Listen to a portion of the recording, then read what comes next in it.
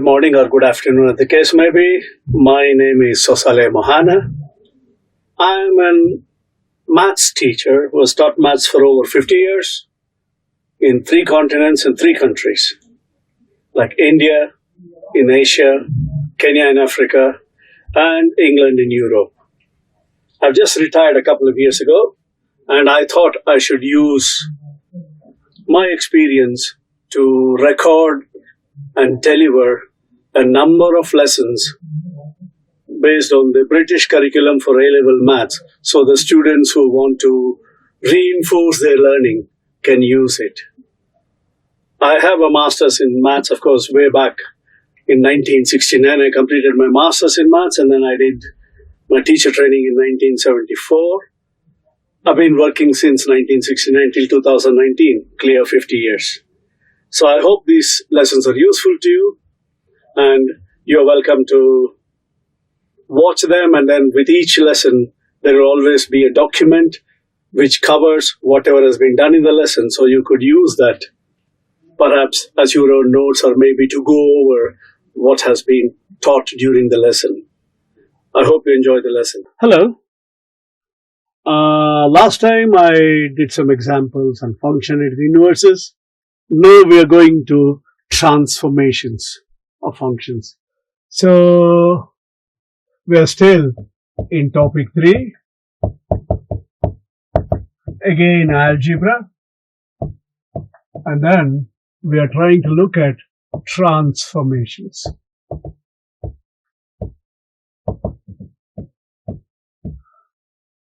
There's a confusion among students generally. A translation is a transformation, but a transformation is not a translation. I don't want to go into the definition of transformations using matrices. Let's stick to simple thing. Let me just take an example to show you. Suppose I have the graph of y equal to x squared. It's the easiest graph to work with. Yeah? Move to 0, 0. So, you have a function f of x, which is x squared. I want to shift this graph, I'm using the red pen, to the right by 3 units. That means this origin becomes 3, 0. Otherwise, the corresponding values of y here, in other words, the whole graph has been translated to the right by 3 units. Right? Then, I will also look at the same graph, y equal to x squared. I don't know that graph yet. I'm drawing this graph. That means I'm bringing it down by 3 units.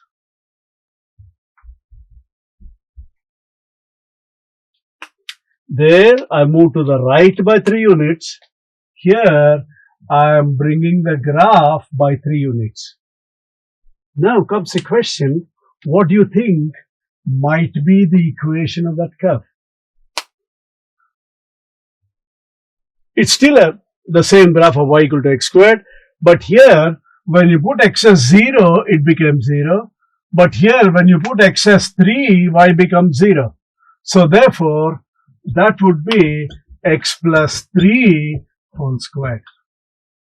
Let's call that as g of x. I can't use f of x. But what's the difference between g and f? Yeah? Is that correct? It is x minus 3 whole squared, isn't it? G of x is, when x is 3, y should be 0. So x minus 3 whole squared.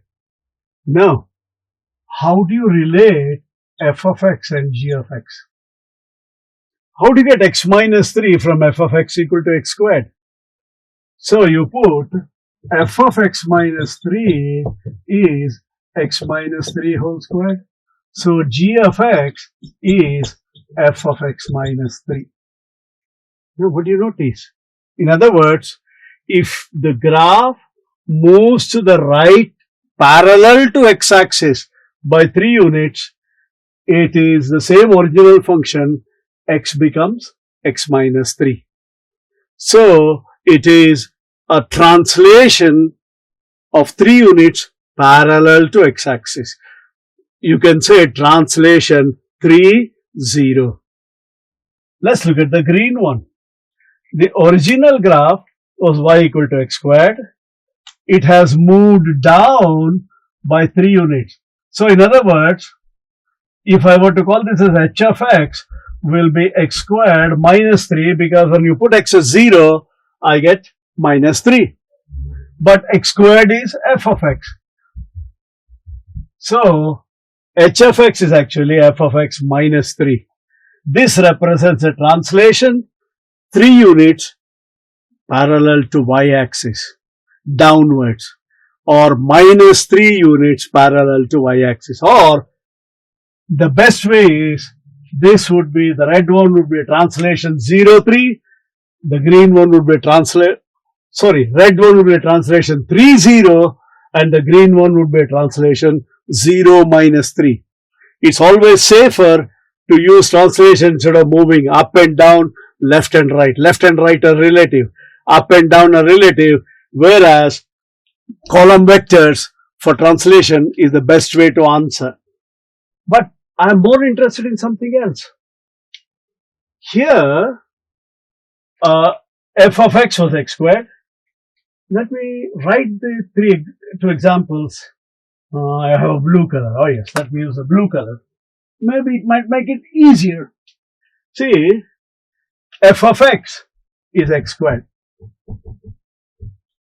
And then f of x minus 3 is moving right.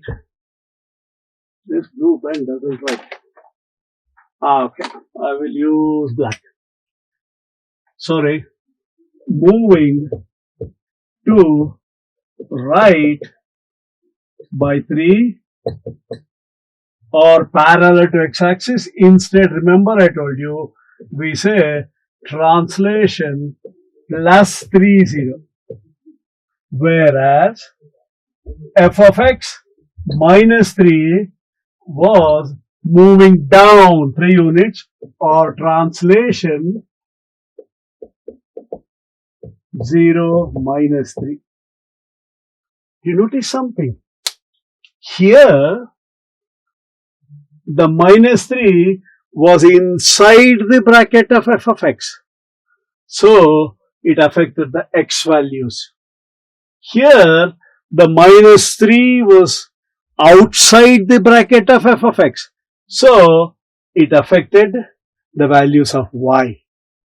Meaning, if the change is inside the bracket of f of x, it will affect x, y will not change.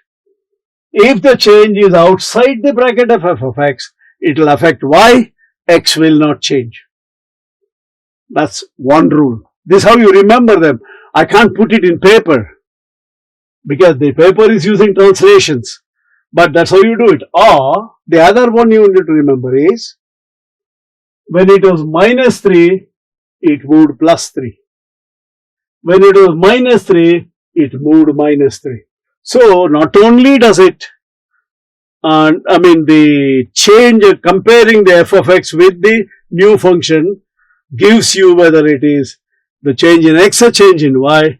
It also tells you with x, it's always the opposite. Meaning, if it was minus 3, the translation is plus 3. If it was plus 4, the translation would be minus 4, 0. Similarly, with y, if it's minus 3 outside, the translation is 0, minus 3. If it is plus 7 outside, the translation will be plus 0, 7. Meaning, if it affects y, it is as it is indicated. If it affects x, it will always be the opposite. Like, f of 2x would be a stretch, not an enlargement. Whereas 2f of x would be another stretch. But how do we differentiate them? So I will give a general rule, and then we will look at some examples. Oops.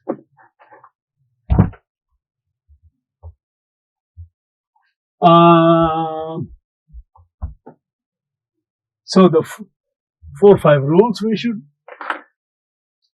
right? Y equal to f of x is given. What does f of x plus k means? Translation in the exam, you write it as translation minus k0 because it's inside, it affects x. That means x will change to x minus k, y no change. What is f of x plus k? Means, remember, the change is outside the bracket here. Translation 0k and no change. In other words, it doesn't become the opposite.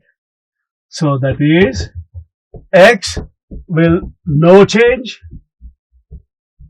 and then y will go to y plus k. Similarly, if I were to take f of kx, means stretch, this will carry 3 marks.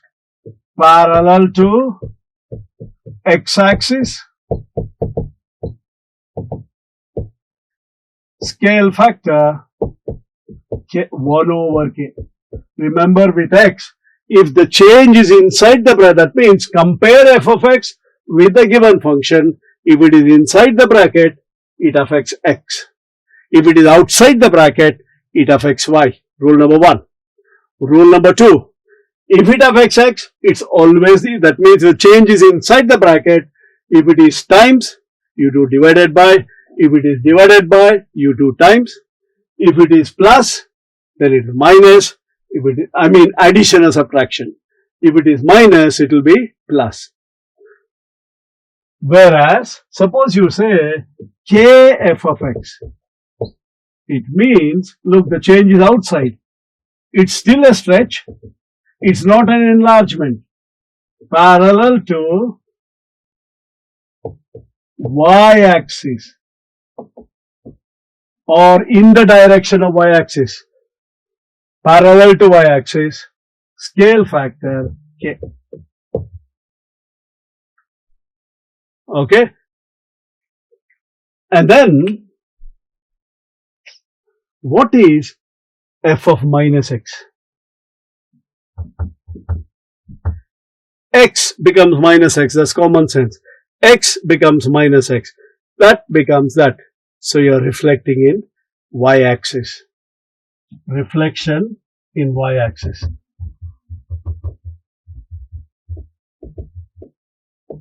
And then minus f of x. F of x becomes minus f of x. Y becomes minus y. Reflection in x-axis. As I said, you don't have to copy these notes. They're all reflection in x-axis. They're all in the handout.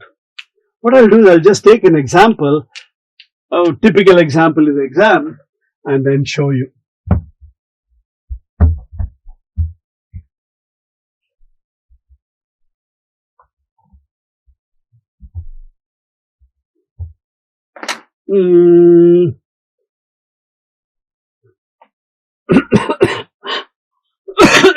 Sorry. Sketch of y equal to f of x is given. Let's say that the sketch given. Let's say this is 4, that is 2, this is 0, 4, and this is minus 3, 0. And that's 2, 0 obviously. That is 4, 0. And then there's, let's say that is 3 minus 2. I'm just making up a question. Sketch on separate diagrams. Please, I have seen students when I give a test, for some reason, they put everything in one. So separate diagrams. For, let's say part A, f of x minus x plus 2. The way you answer this question is very simple. where is the compare f of x with that. The change is inside the bracket.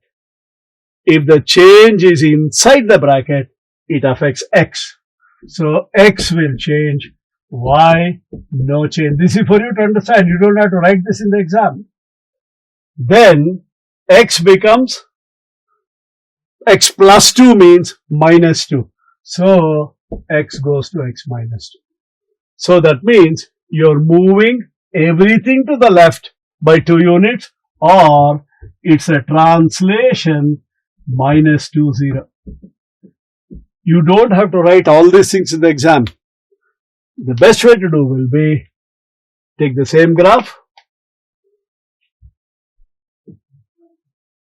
move everything to the left by 2 units. So start from one end, minus 3, 0 becomes minus 5, 0. 0, 4 becomes minus 2, 4. 2, 0 becomes 0, 0. 3 minus 2, 3 minus 2 is 1, becomes 1 minus 2. And then 4, 0 becomes 2, 0. That means you are moving the graph, sliding the graph to the left. So your graph is somewhere like that. How is it marked? When I mark, 1 mark for the correct shape, 1 mark for correct orientation, that's moving left or right, and then 1 mark for all the points correct. So if the original graph has some points given, you must write the images of those points, otherwise you will be marked wrong. So that's how you do it. I'll take another example.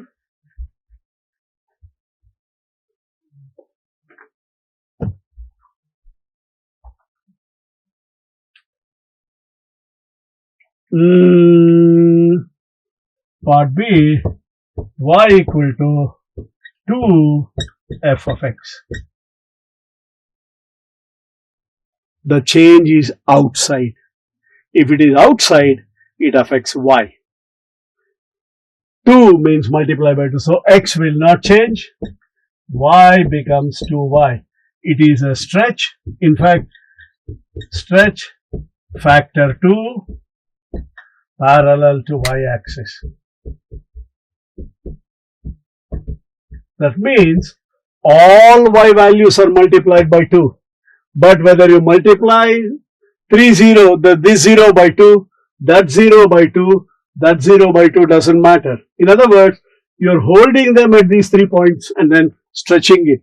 So 0, 4 becomes 0, 8. 3 minus 2 becomes 3 minus 4.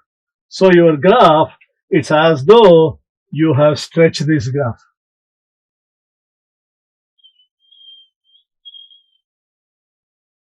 That would be the graph of 2f of x. You understand that?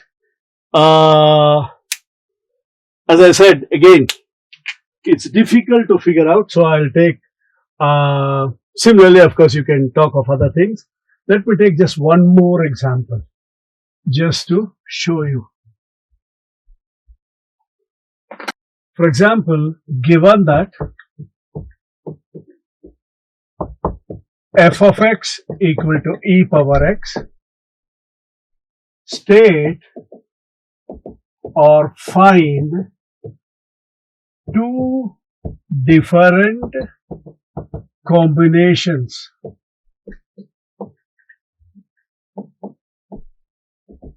of transformations of f of x to describe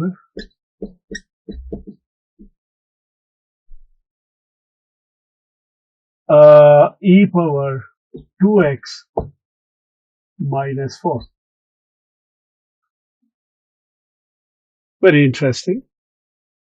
So, in other words, how are we going to get the graph of what transformations are you expected to do to get the graph of e power 2x minus 4 from the graph of e power x?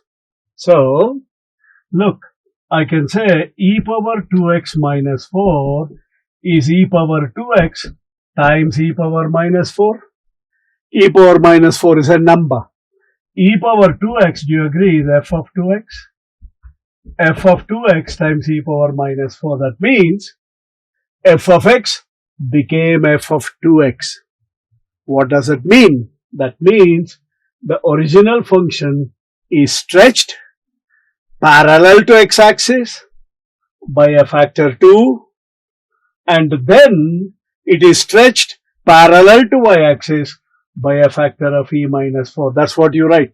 So, a stretch parallel to x-axis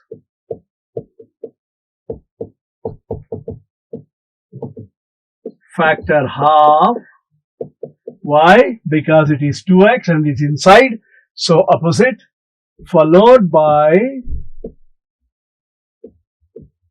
a stretch parallel to y-axis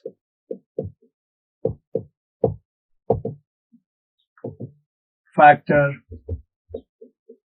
e power minus 4. So, there's a combination of transformations which transforms e power x to e power 2x minus 4. That's one. Now, let's look at another transformation. I can also write this as e power 2 times x minus 4. So, first, x becomes x minus 4. So, f of x minus 4, sorry, 2 times x minus 2. X minus 2, and then 2 times that. Meaning, first, minus 2, so move the graph to the right by 2 units, and then multiply by 2, squeeze it in, stretch, factor half parallel to x-axis. So first, you need to do this, then you do this. So therefore, I can rewrite this as translation to 0, translation to 0, followed by stretch factor half parallel to x-axis. You see, the same thing can be viewed in two different ways. So, you always play around with the power. This is, as I said, I've never come across this. At least I can't remember, let me put it that way. I shouldn't say I've never come across. I can't remember seeing a question like this in Excel. But I have seen in some of the OCR papers questions like this. I don't know whether they still continue asking such questions, but it's a very interesting question. So generally, either they'll ask you to describe a transformation, or they give you a sketch and ask you to sketch a transformation. That's what they do. And in the notes which follow this, I have given all the information and also some examples like this for you to follow. Thank you very much. I'll see you next time. Bye. Hello. I want to take this opportunity to propose a vote of thanks. I would like to thank Vivid Innovations Private Limited and Commerce Forum for so generously giving up their studio and the facilities and the services of their technicians to record all these videos for free. I think that needs to be acknowledged and appreciated. Thank you very much. And my special thanks to Mr. Nitin Mahadevappa, Mr. Nishant Guruswamy, and Mr. Sadan Kumar DN for all their help and assistance in getting these videos ready, uploaded and launched. Thank you very much.